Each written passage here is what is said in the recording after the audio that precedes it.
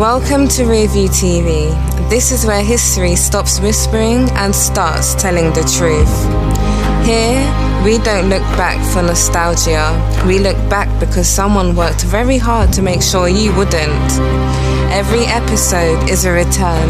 Every story is a name dragged out of silence. Tonight's story was never meant to survive because it proves something dangerous. That freedom was not given, it was organized.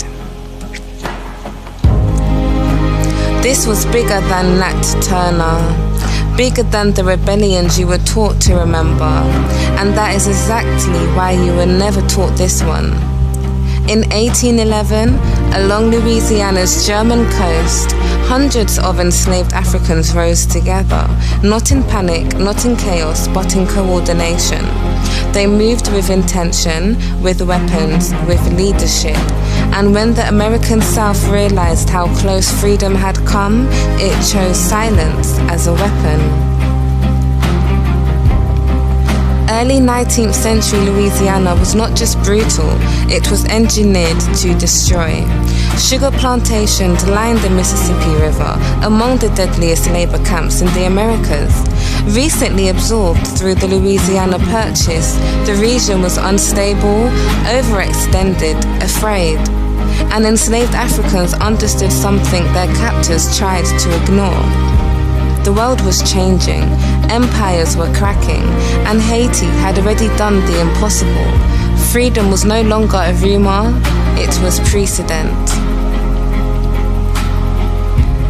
At the center of this uprising stood a man named Charles Deslondes. Born in Saint-Domingue, modern-day Haiti, he carried revolution in his memory. He had seen enslaved people overthrow an empire. He had seen fear change sides.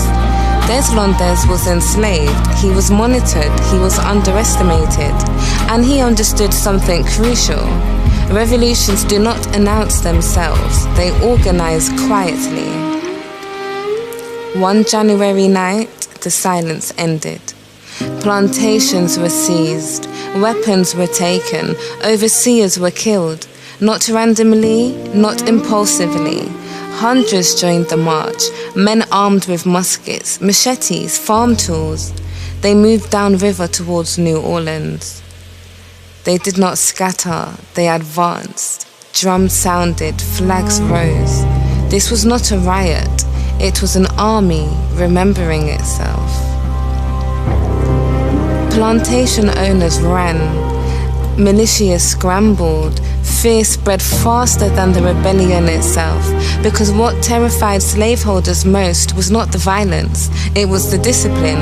This uprising exposed the truth the system depended on denying. Enslaved people could plan, they could coordinate, they could scale. The question was no longer if slavery could be challenged, but how much of it would survive. The response came swift and overwhelming. Local militants, federal troops, private poses. The rebels were eventually surrounded, and what followed was not law, it was spectacle. Charles Deslondes was captured. No trial, no defense, no mercy. He was mutilated and executed publicly because the system needed an example. Death was not the end. Decapitated heads were mounted on spikes along miles of the Mississippi River. A corridor of terror, a message written in flesh. This is the cost of remembering freedom. Every enslaved person who passed by was meant to learn silence, and history did what power always hopes it would do next. It looked away. Textbooks shrank the story, numbers were softened, leaders vanished, intent was erased. The largest slave revolt in US history was reduced to a footnote.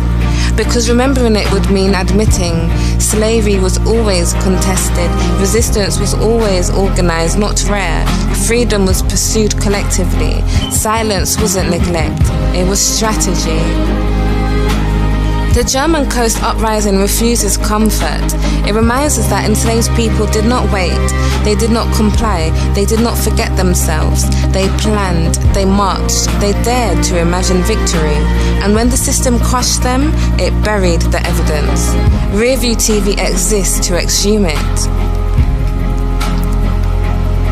Thank you for watching RearView TV. Thank you for choosing to remember what was meant to disappear. These stories are not comfortable. They are not neutral. They are not accidental. They are warnings. They are inheritances. They belong to all of us. There are more names, more revolts, more truths waiting behind silence. And we'll keep telling them. Please remember to subscribe to RearView TV, because forgetting was never an accident. This is RearView TV.